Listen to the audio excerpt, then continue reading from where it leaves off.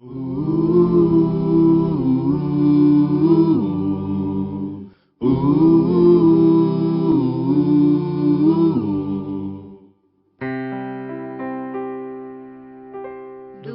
teu falar,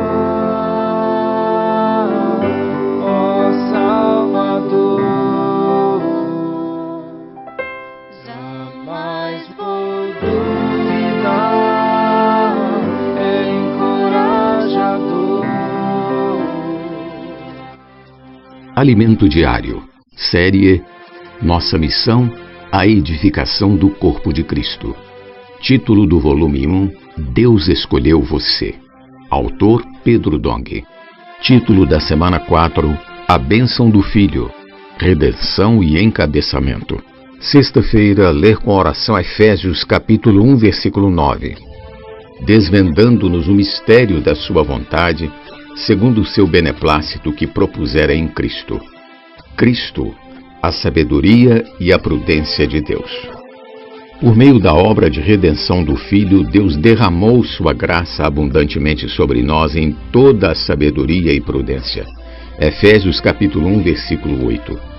A escolha, a predestinação e o direito à filiação, isto é, o direito a herdarmos a herança de Deus, são graça.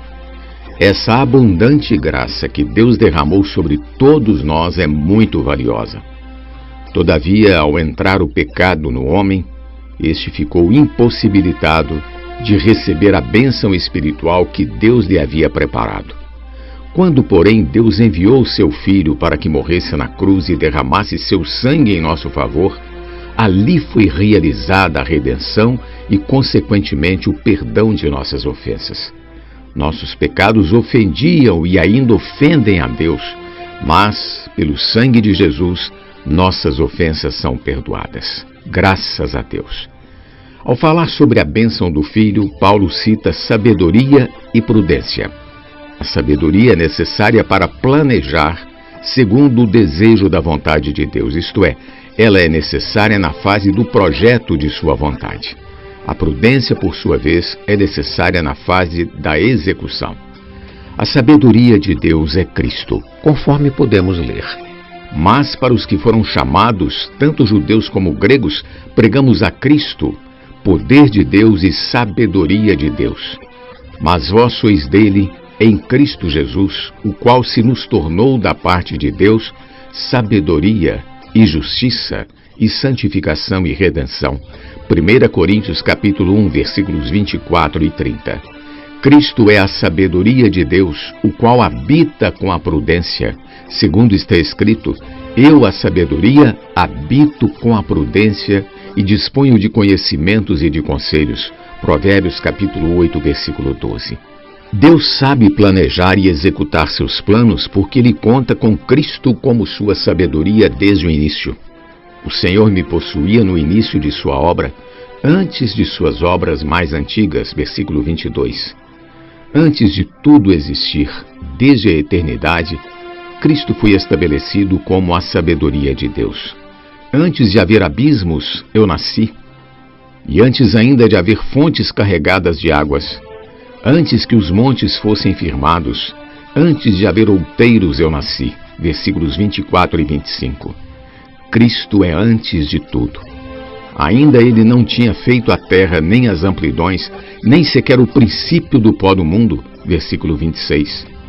A prudência na execução do plano de Deus pode ser percebida a partir dos versículos seguintes.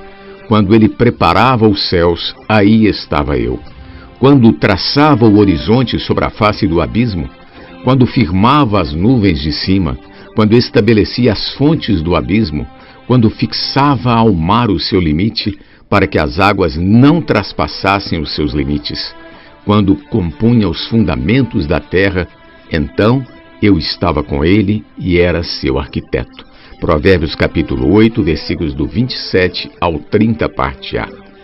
Cristo é a sabedoria de Deus para planejar e a prudência para executar. Ele é o arquiteto de Deus. O plano de Deus tem tudo a ver com o homem, que é o centro desse plano. Antes da criação, o Pai e o Filho viviam em perfeita harmonia. Na versão King James atualizada, sobre a impressão que o filho tinha naquele tempo de perfeita união, ele afirma: sempre me sentindo muito feliz a seu lado. Provérbios capítulo 8, versículo 30, parte B. Por que o filho era tão feliz ao lado do pai? Porque o pai era a fonte da felicidade e da alegria.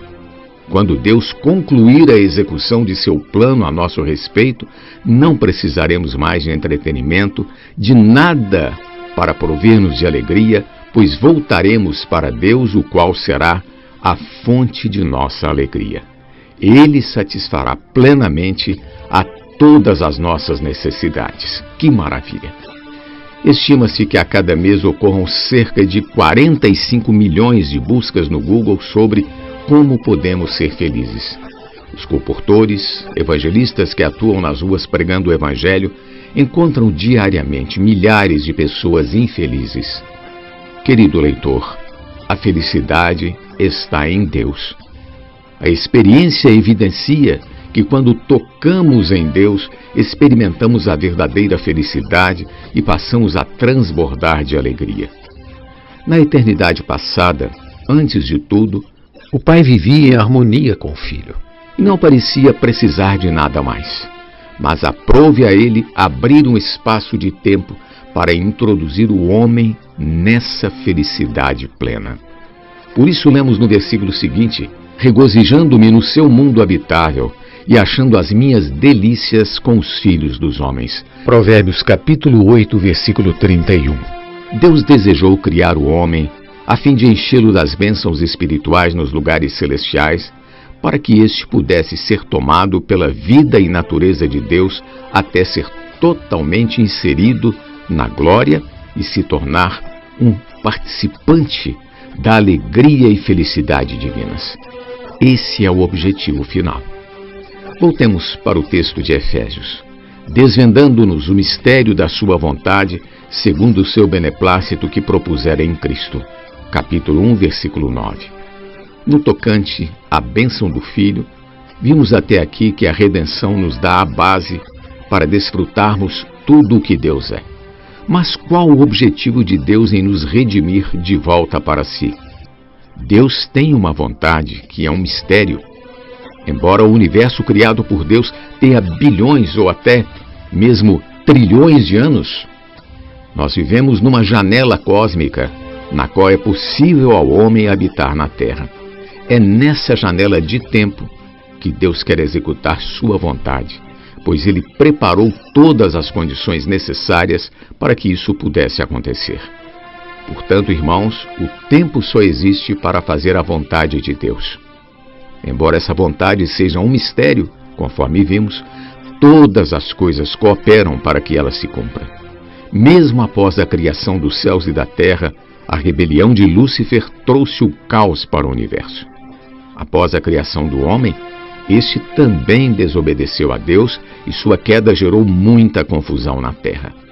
O pecado trouxe a corrupção e a história humana se tornou uma tragédia após a outra. Mas por que Deus permitiu que tudo isso acontecesse? Amanhã falaremos sobre esse assunto, mas até lá descansemos, pois tudo gira em torno da vontade de Deus. Pergunta de hoje: para que servem a sabedoria e a prudência no plano de Deus? Jesus é o Senhor. Do teu falar, ó Salvador,